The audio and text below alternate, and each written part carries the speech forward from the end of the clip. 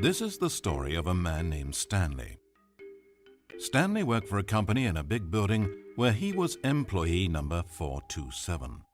Employee number 427's job was simple. He sat at his desk in room 427 and he pushed buttons on a keyboard. Orders came to him through a monitor next to his desk, telling him what buttons to push, how long to push them, and in what order. This is what employee 427 did every day of every month of every year. And although others might have considered it soul-rending, Stanley relished every moment that the orders came in, as though he had been made exactly for this job. And Stanley was happy.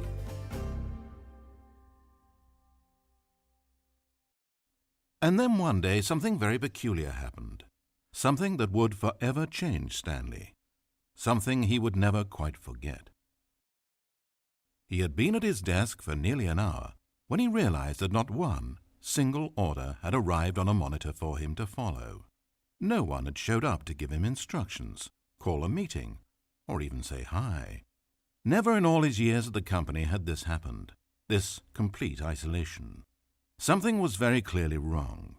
Shocked, frozen solid, Stanley found himself unable to move for the longest time. But as he came to his wits and regained his senses, he got up from his desk and walked out into the hallway.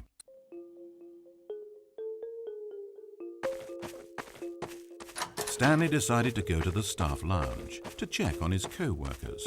He never functioned well by himself and constantly needed support and guidance from others, so the thought of total solitude was terrifying to him. When Stanley came to a set of two open doors, he entered the door on his left.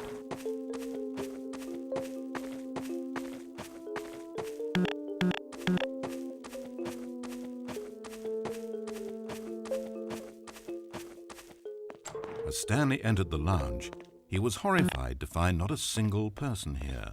He decided he would walk up to see his boss, hoping that he would find an answer there.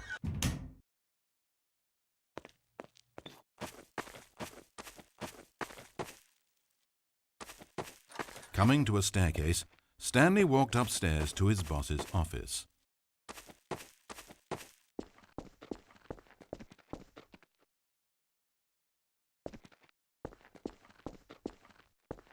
But Stanley just couldn't do it. He considered the possibility of facing his boss, of admitting that he had left his post during work hours. He might be fired for that. And in such a competitive economy, was it really worth taking that risk? All because he believed everyone had disappeared? His boss would think he was crazy. And then something occurred to Stanley.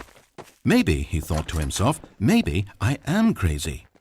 Everyone I know simply vanishing out of the blue, there's almost no other explanation for it. And a nagging fear began to creep up in his mind. Questions that had been there all along. He just hadn't put his finger on them yet. For example, why couldn't he see his feet when he looked down? Why did doors close automatically behind him wherever he went? And for that matter, these rooms were starting to look pretty familiar. Was he just walking around in circles? Where am I, he thought. And the more he found himself unable to answer these questions, the more questions continued to arise, until he came to the issue that had been slowly boiling until he could ignore it no longer. Why is there a voice in my head, dictating everything that I'm doing and thinking? Suddenly, every door slammed shut. "No!" Stanley screamed. "I need to get out of here. I need to know that there's something out there. I need to know it's not just all in my head." And he screamed and clutched at his skull as the voice grew harsher and the music in the background rose higher and higher. And then, moments before collapsing to the ground, Stanley clenched his fists and screamed to anyone who might be listening, "I'm not real! I'm not real! Don't believe any of it! None of it's real!"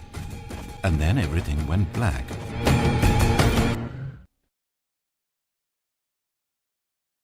This is the story of a woman named Mariella.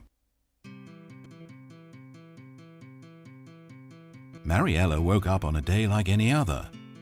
She got dressed, went to work, clocked in, clocked out, and then she walked home. But her walk on this day was interrupted by the body of a man who had stumbled through town talking and screaming to himself, and then collapsed dead on the sidewalk. Moments after seeing him, she would turn, run to the nearest police station, and call for an ambulance. But for just a few brief seconds, she merely stood there, unable to move. The tragedy was not the death of a single person. It was that she would never know this man's story, never hear in his own words what had happened to him, or what he believed had happened to him. For to know these things would be to exist inside the head of the man himself.